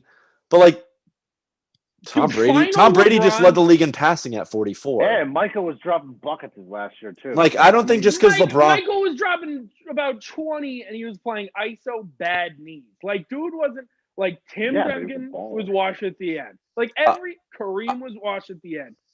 Larry was washed at the end. Like at Kobe some was washed point, at the end. I'll give you that LeBron washed for their last year. LeBron doesn't really translate with age. As he continues to get older, his game does not translate well. He's not a very good shooter. He doesn't shoot free throws particularly well. So his game doesn't translate very well as he continues to get old. We're talking about the greatest player of all time. The second greatest player. We're gonna get late. We're not gonna get into that at all. But we're talking about LeBron James, who has aged runaway miraculously. So he has. It's so over, bro. Karl Malone won an MVP at 36. So did Jordan. Like, this isn't like, I don't know, acting like 37 is crazy. Like, I think LeBron reasonably is a star player for 2 more years, and then the decline hits. And granted, you got to remember, hold on. The issue with Kobe was he tore his Achilles. One lower body injury to Bron, like serious, like if it's a knee, if it's an like serious ankle, if it's an Achilles, LeBron's a little fucked. If you're like 40 plus, dude. I get what you're saying. I just want to say, though, for the sake of conversation, just like so we're on the same page, LeBron will be elite for 2 more years, at least, is what you're saying. Not a star. You think he'll be like a top-tier player? Because some people would argue that the word star means you're like a back half of the top 25. So I just want to make sure. Player. My thing with LeBron, right, is if it's his last year, like you're acting like he's going to be an MVP candidate. I mean, but you can't say that he wouldn't be. I can't say he will, but you also can't argue that there's not even potential. So you're telling me though, like if you're a star player, right? Wouldn't you play until you can't play anymore? Right? I mean, what if Bronny comes out and LeBron's like, you know what? I just want 1 year with Bronny, and I'm content with being done. I'm willing to spend a top 10 pick on that if I'm like a team that is 1 player away and LeBron's like 39. I would do it. A top 10? Oh, my Let me jump God. in because I have a lot to say. Do you know how many fucking draft busts there are? Like, and there's only really a few surefire people that come out of the draft and you just know that they're going to be good. So the draft in and of itself is very shooting a dart with your eyes closed kind of a situation. I mean, you can scout all you want, but you never know how they're going to translate. So draft picks between 10 and 60 are all, even 5 and 60 are all kind of up in the air. We don't know if this guy's going to be good or not. So he's definitely not going to draft him in the top 5. But if you're Mark Cuban or any of the other 29 owners in the NBA, and you get LeBron James's farewell tour, you get ticket sales and you get jerseys and you get. You will sell Bronny jerseys too. You will sell Bronny jerseys. But here's the thing: you get in trouble for nepotism because Bronny James. If we're talking like a pure talent standpoint, he shouldn't be there. Second of all, right? If you get 1 year of LeBron James, you're right that if it's a contender, but let's say you got to be a real contender because also, like I'm saying, I think this is a wash LeBron James. I don't think this is MVP tier level. It might be a wash physically, but dude, let's just say for the sake of argument, he goes to Dallas and it's Luka. You mean to tell me that LeBron is just teaching Luka all of this shit for a year that's not going to help him at all? I just think you guys are truly underestimating the age aspect here. Like there's been no superstar. I'm just saying with the mentally. exception of Kareem that has gone like this long, right? So it's just like yeah, sure, even mentally, but then let's say he's a fringe all-star washed guy at that point. Okay, but who cares? So what you're doing is you're wasting a top 15 pick on a kid, right, who's never going to see the floor for the rights to sign a washed player for a farewell tour. Dude, do you know how many people pick that's top bad 15 basketball picks that business, never see bro. the floor? That's bad basketball business. I'm not willing to say at this point too that Bronny's just going to be like terrible. No. If Bronny's good, it's a whole different story. I'm just going based off the current Bronny James we were seeing as a junior in college, which I asked you earlier. He's a 4-star recruit. He's a 4-star recruit, but he dropped. He was a top 10, and he's now like 50. And he keeps – dude is averaging 6 points a game. And don't get me wrong. Bronny James is a better basketball player than I ever will be. This isn't supposed to be like slandering. But 6 points a game is not getting you a Kentucky in real college basketball. So it's like what me and Ant were saying later is like if he's a 4-year player, right? So let's say he's a 4-year player. You don't know if he's got to develop and like because here's the thing: if you're LeBron, do you want your kid to come out as a one and done and never see the floor? If he has no development. Okay, I just think he's so different. I just think it's a situation like we've never seen before. This is like the second best player of all time. Kid, like Michael Jordan's kid played college ball, but it was never talked about. It was never this. This is a huge deal that we've never seen before. So you mean to tell me that they're not going to just take? Hell, they could take Bronny and just sit him for 3 years and develop. Bro, there are stars kids in the leagues and Gary Payton, like not playing with LeBron, but it's just.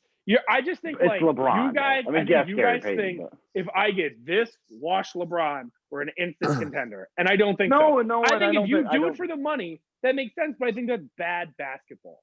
I think it's because if you're a team on. Here's the thing: even a pick like that, like the bottom 30, like look at look at Herb Jones. Like you are finding competent role players on cheap contracts. But go look at the rest. Go look at the rest of the second round. There are maybe 5 guys that have played like somewhat significant minutes in the NBA this year.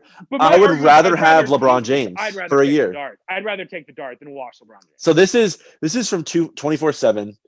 I wanted to confirm my suspicions before I just like threw this out there, and this is why stats aren't everything. And I know you know this, Jack, but.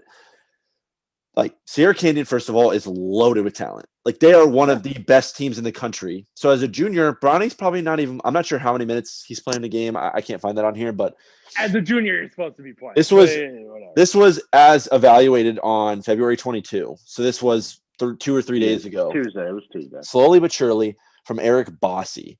Slowly but surely, Bronny James is starting to come into his own as a player on a loaded Sierra Canyon team. James' 6'3" frame has filled out nicely. He's added some pop on the drives through the rim, to the rim through traffic or in transition. One of his strengths is his ability to make catch and shoot jump shots, and he is a fantastic passer. He gives good effort on the defensive end where he plays with toughness and versatility. There are times where he can be a bit passive on the offensive end, but overall he's made positive strides. And I think that's where if you're the head coach, you got to be like, dude, stop being passive on offense, be more aggressive. And I think if we see him take a stride as a junior to being like I don't know if he can get to like 12 to 15 points per game, like a 12, 5, and 3 guy, he's going to get an opportunity to play at a Duke or a Kentucky because a little bit of likeness and a little bit of like, if you get him with the right college coach, man, But If you could get him with the right college coach, though, you're telling me they can't develop this kid? He's clearly talented. think of your high school. Think of your high school. This is not my high school, though. This is like no, but I'm saying if you're talking about kids who average fucking 12 points a game, like you're gonna tell me this kid, if his name was not Bronny James, he would get the same amount of love from colleges. You're fucking capping. That's part of it, though. Like, why you can't take that away from him. It's not his fault that that's his dad. No, it's not his fault, but I'm just saying, like, it's clear that there is a significant bias because of that. But I'm taking an opportunity on the potential. I'm taking like a flyer on the potential. If he goes anywhere with a good college coach, and if his dad is smart, if LeBron James is smart, he's going to tell Bronny, let's get you with a good coach, good college coach. Spend a year or two there, like a coach that's really good at developing talent. So like Coach K, Cal, one of those guys. Coach K's retired. Coach K's retired. Yeah. Sorry. Cal, I don't know. If they can get him with a good college coach who can develop him a little bit more, if he can come into the draft after a year or two of college ball, averaging like 15 points a game, 12 to 15 points a game, couple assists, couple rebounds, you're telling me you wouldn't spend a back end of the maybe mid first round pick on him to get LeBron for a year? Absolutely not. You're on crack, man. No, you are because crazy. Because here's the thing: how you win fucking championships is building out a bench of long-term but good, cheap contracts of good. Yeah, but the pick is never a surefire pick. So it's never a surefire. And we're still talking about he has potential here. He has so much potential. Exactly. He's 17. You have no. If he is a second round pick, John Morant was founded in a gym because the guy was hungry and he wanted to get chips out of a vending machine and just saw him play, and he was a 0-star recruit. But that's because Sean didn't do any recruiting shit. Bronny has gone through the most extensive recruiting process we've ever seen. All eyes have been on him, and he's had an offer from Kentucky since he was born. Like this guy. And I'm saying, but like my point is, I'm saying we're going off the assumption that Bronny James will not be a good NBA player. That we know he's a. You can't. But here's the thing. That was my argument about the draft picks to begin with. You have. Outside of the top, we don't know any guy coming out as a good player. You don't know anybody that could be. Let's say your grade on Bronny James is an undrafted. You don't want to draft him if LeBron's not his dad, just as a normal draft pick. Hey, trust me, you're totally right. But LeBron is his dad, and that's just part of the equation. Like we can't just pretend that's not part of the equation. But you're right. The ultimate context is where you draft. I'm saying your evaluation of the player is an undrafted player. Yeah, you don't think you should draft him. Yeah, I just am not going to take. If LeBron's obviously an MVP and he's going here's out a question on top, for you, whatever, Jack. I'm taking him. If he's washed, fuck it. What's the latest you'd pick him? Where are we going? Okay, never mind. What's the absolute earliest you'd pick LeBron James? Would you not pick him at all? Let's say he goes to college. He's like a 12 point per game scorer in college. 12, 5, and 3. But he's a one and done, and he's an 8-point guy off the bench. He's the seventh man on the team. It's Kentucky, but he's a one and done. Devin Booker was off the bench in Kentucky. Devin Booker scored. Look at him now. Devin Booker had a high 3-point. I'm just saying. So Bronny James is the seventh man on Kentucky. Second round. 8 points a game. He gets 17. Okay. First round picks are too valuable. Second round pick. All right, I want to show you the back end of the first round for this upcoming draft. And I want to tell me if you take Bronny, let's say he's 12, 5, and 3 in college for a year. This is this year's class, but it's just names we're going to mostly know. We're going to start at pick 20 and go down. We'll start at 30 and go up. We need to hurry this up because I got to take the dog out. OKC's at 30. They take Matteo Spagnolo. I'm taking Bronny. All right, you know what? This isn't a good draft because they haven't done it. Do 2 years. Okay, wait. Just everyone, let's wrap this up. Everybody just go how early you'd pick them. If he's 12, 5, and 3? Yeah. Are we saying like 12, 5, and 3 in college? He's as raw as a prospect. We have no idea. But it's LeBron James, and it's the farewell tour, and it's Bronny James. It's raw as he is right now. What do you have? So the way I view it is you're taking a raw, undraftable prospect. The only reason you're taking him is for where will you spend will you spend a first round pick on a LeBron James farewell tour? It's a simple question. What are you picking him as? Right now, it is the draft second round tomorrow. pick. He is 17 years old. It's second round pick. Okay. Second round pick. Me, at most. To me, if I have the 13th overall pick, I'm taking him. That's Are you looking at the projected draft? No, I'm just saying. If I'm Well, It was the okay, 13th because pick. part of this argument for me is the team. Like, if I'm like the Knicks, Exactly, like, no, I'm not exactly. doing. But it's ironic that you said What do you 13. mean if you're the Knicks? Why it's New York? It is Madison Square Garden. Well, LeBron James. That's fair. Final I was a bad forever. example. Come If on, I'm if like it's the Knicks- Washington, I'm out because I'm not going to be competitive enough. If you're But- Utah, forget it. But I mean, if But you're the ironic Knicks, thing is, you said 13. Memphis picks at 13 next year. If I'm Memphis, I would take Bronny at 13, knowing I Come get on. LeBron. John Morant gets LeBron James for a year. They win it. They probably win the West next year Yeah, but if they had him. But you're talking talking about about LeBron current for 3 MVP years. candidate LeBron. Okay, but we're also talking about the bottom of Memphis who has cap space and a really good young court that can build. They don't need LeBron to score 30 a night. But that's If the they thing. can get 20 out of LeBron, maybe even 15, like that's like they're I don't know. Yes, but I would take him with a top 15 to 20 pick. If in that year I'm a piece away, I'm taking Bronny in the mid to high first round. There's Using a too top many 20 first round too pick. many uncontrollable factors in this equation. There's too many. It's how good is Bronny's going to be? How good is LeBron going to be when the time comes? Who's picking him? What's the team look like? You also, but here's my point. Like, you also got to uncontrollables. remember that LeBron isn't necessarily going to go to this team immediately. Well, I think Bronny doesn't Yes, make it it out is. until 2024, and then I think Bron goes. Bron's gonna Okay, go. but let's say if he's a Bron's one and gonna be done. gone. If he's a one and done, No, that would be Bron- 2023 then. I think he's a More 2-year than likely player. not. He's gonna be a. Well, no, because it wouldn't be next. He's a junior, so next year. Oh will be- yeah, 2024. 2 You're years right. away. You're right. Yeah. At the LeBron will earliest. be 40. So many hypotheticals to even make up a scenario. You can make up your own scenario, but it's too many to make up a scenario. There's All- too the many only- question the marks. only- I just think there's too many question marks to be like, I'm taking Bronny just because of what LeBron said in a fucking interview. Yeah, but if LeBron guarantees himself that I'll go to this team and it'll be my last year and you get my farewell tour, it's hard for me as a moneymaker businessman to not take LeBron James and just take Bronny and bite the bullet in the draft because there's a 50-50 shot your pick sucks regardless. No, yeah, Like, it's basically imagine no. picking- The scenario imagine is picking would some you random give guy up a from first round Sweden. pick? Would you give up a first round pick for 1 year of wash LeBron James? Yes. Yeah. If I'm a Okay, competitor, I would not. if I'm a I would top, not. if I'm a top 3 seed, top 4 seed, top 5 seed in either conference, 100%. So if I'm a top 10 team in the NBA, 100%. I wouldn't here's the trade thing. up. I wouldn't trade up. I wouldn't give up future assets for it.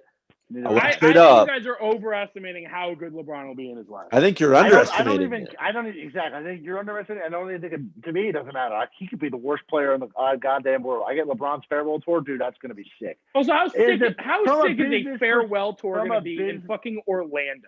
Like, But my point is, like, Orlando's probably going to still be bad. I'm not spending a number 1. I probably wouldn't spend a top 5 pick because if you're a top 5 pick, chances are you're not in a position to win next year. That's why I said, like, number I'd 6 buy an pick, Orlando you would be fired. LeBron jersey tomorrow if he was going to Orlando. If the number 6 pick, a top 10 pick on Bronny James as a GM, you would be fired the next day. if I was in a situation where I was like the Warriors, if I was like in a situation where like I was like the Warriors when they picked Wiseman, I would pick Bronny to have LeBron at 2. Yep. If I could have Steph Curry, Klay Thompson, LeBron James. First of all, that's a hindsight bias because Wiseman hasn't turned out like a stud. But you're on. Well, no, it doesn't matter. I don't care. Wiseman could be the best player of all time, and I still take LeBron. So let's say they took LaMelo instead. I would still take LeBron. Wait. I'm out. Bye. I'm done with this podcast. Wait. You'd pick Bronny James over LaMelo Ball? Football. If I got LeBron for a year or two, yes.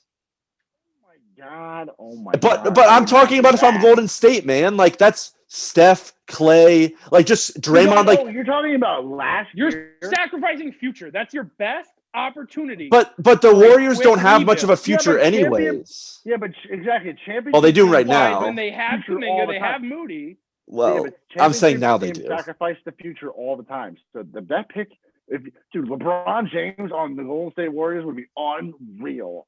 Yeah. You're talking about if he had him last year, dude. My God, that's no shit. The number 2. I can't talk I would do it for basketball with the- you anymore. I would- man. All right. The I can't- last that's- thing I want to touch on is the Aaron Rodgers drama. We're gonna flip sports here. We'll talk a little bit about the NFL until we get closer to the draft. I think I say the next pod's an NFL draft. This is I a better think- subject. I think Rodgers stays. I think he's just messing with people. My hot take is if he does leave, I think he goes to Indy. I think they try to. Indy's already said they're willing to move off Wentz. They'll take the cap hit, whatever. It doesn't matter to them. I think he takes Adams with him if he goes. I think no matter what happens, him and Adams will play together next year. But I think he stays in Green Bay. They're already working to cut the cap up a little bit. I think he wants to be there. I really do. I think he wants. I think he's a piece of shit dickhead, and he's going to Denver. It's like ultimately, you look at the Green Bay roster. No matter what, the team is worse next year, and they lost.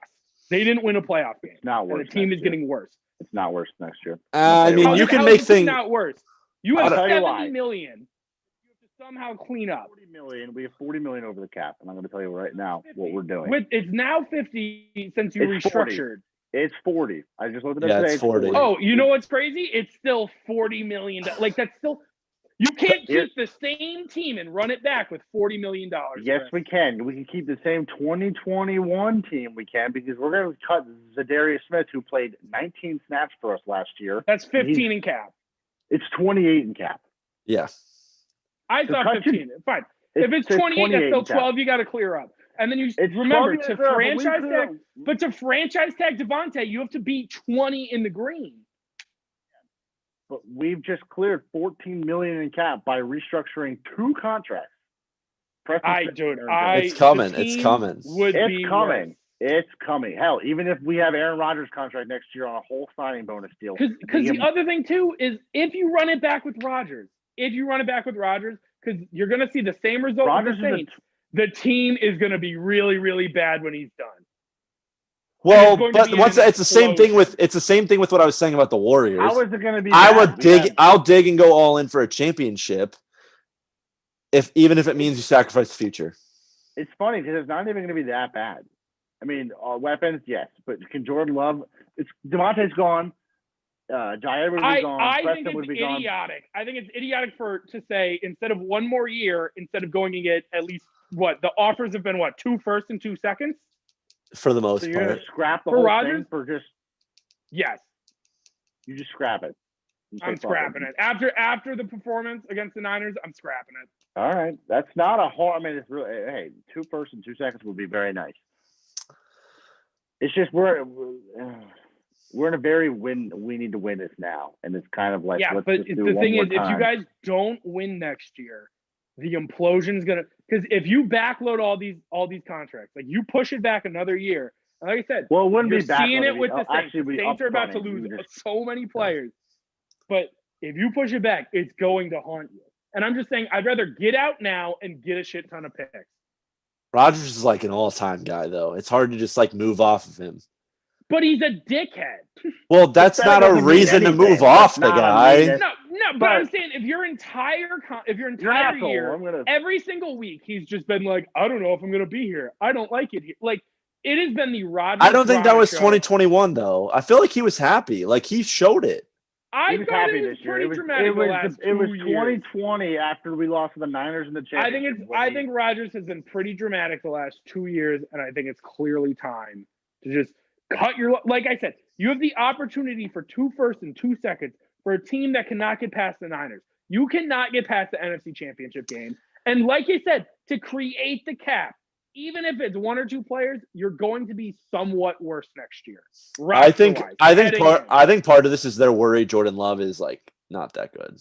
I think that's part that's of it. exactly what it is. It's Because scrambling at this point- we just If they do another year of Rodgers at this point, they're going to have 1 or 2 years left on Jordan Love's rookie deal. Like at that point, then you're not winning a championship with Jordan Love on his rookie deal because you don't have enough time to put it back together. So I think that's why you go all in on Rodgers. If you don't think Jordan Love's the real deal, then I think you go all in on Rodgers and maybe even try as a Packers fan and as a someone who just wants to see them win one more time, I am all in on just going forward and just waiting for the implosion to happen.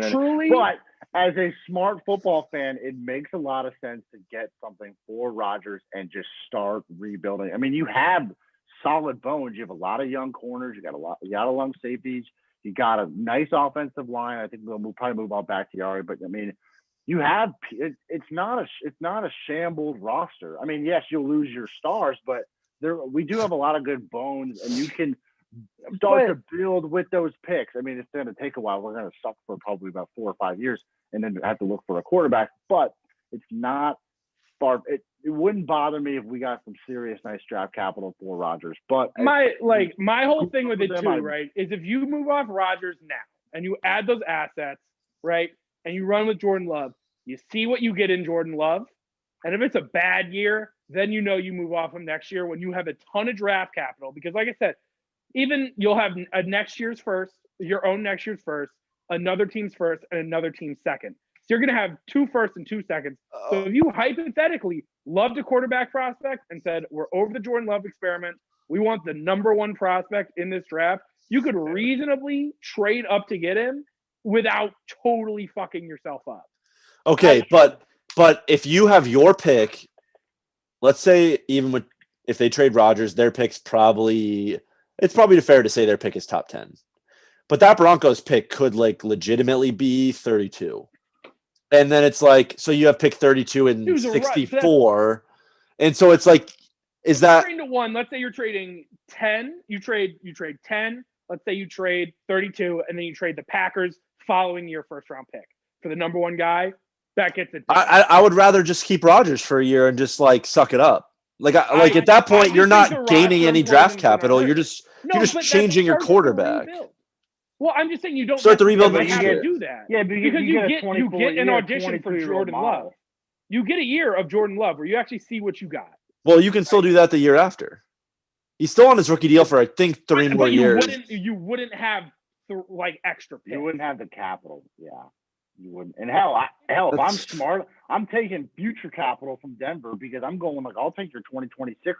I'll take fucking 4 first round picks, or 2 firsts and 2 seconds later. 2024, 2025. When Rodgers he retires or falls off. Yeah, and then they suck. I'm going really deep in the future, and then I'm just gonna. I'm pretty sure I think you can't trade back to back. Chris is on the same. I think Chris is on the same boat as me as a actual not. Football fan. Well, no, that's he fair. is. That's fair. He just wants the Packers to win. Exactly. If it wasn't my team, I would be. Let's get rid of him and let's get some picks and let's.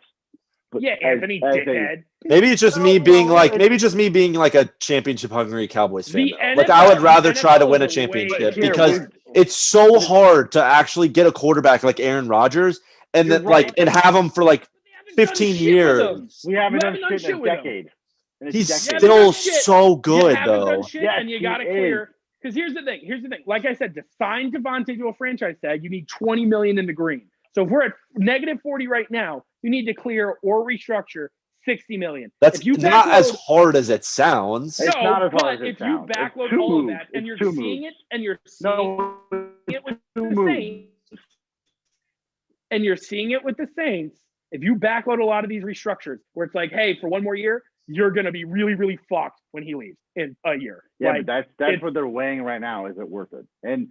They're all in. They're all in, and I don't think it's. I think the Packers are all in. It's just whether or not Rodgers will do it. But yeah, and if I'm Rodgers, I don't do it. I don't think the team can't get there. I just don't think the team can get there. I feel like Rodgers' ego though, really wants to do it with Green Bay.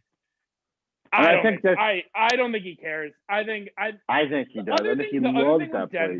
The other thing with Denver is I'm not sure him and Shailene Woodley broke up. At least the Insta post made it a little. Dude, I'm not gonna lie to you. I don't think that their relationship is deep enough where he was gonna go to Denver because she they were engaged. I don't know, but I just feel like it's a celebrity relationship. They also just broke up. If they were engaged and broke, I don't know. I don't think these football players are moving for their fiancés when they dated for less than a year. I thought that's a football perspective and not a personal perspective. I'm saying from a personal. He's also from California. It makes more sense for him to be closer out west. I don't know. I think Denver makes too much sense. I don't. I mean, whatever. It's not any warmer. Rodgers a football player and not Rodgers the guy.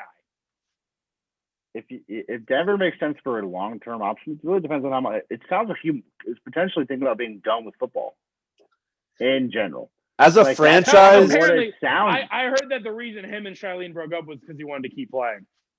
Really? And as a Now, this is all franchise, speculation.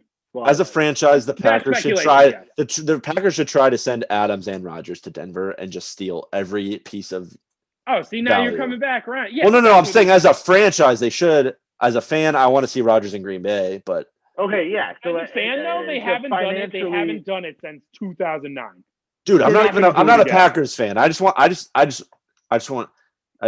see Rodgers in Green Bay, man. Like I don't know. It just. I don't. And- I think and- he's a piece of shit. It feels like Fuck home, off. right? Yeah, it feels nice. But I know you think he's a- smart me would trade him, but